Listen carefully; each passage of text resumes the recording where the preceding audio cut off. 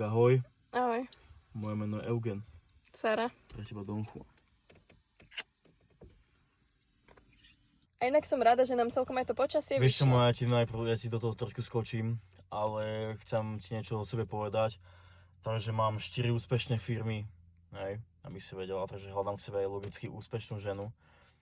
Ty začal vyzerať krásne, podľa mojich akože predstav. A z toho tie 2 firmy sú stavebné a ďalšie 2 sú s počítačmi, takže akože ja som tu žralok v tejto hre. A čo iné, ako si na tom finančne, ty moja? Čomu sa venuješ?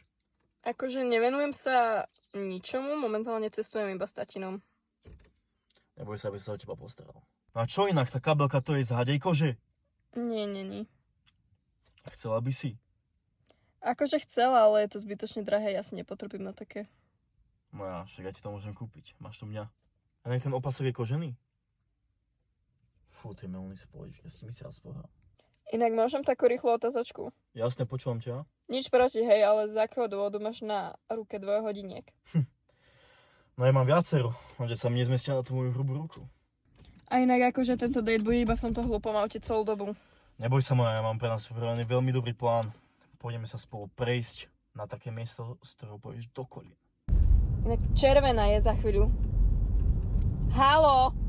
Môžeš sa prosím ťa pozerať? Zlatko, kľud, ja to mám pod kontrolou.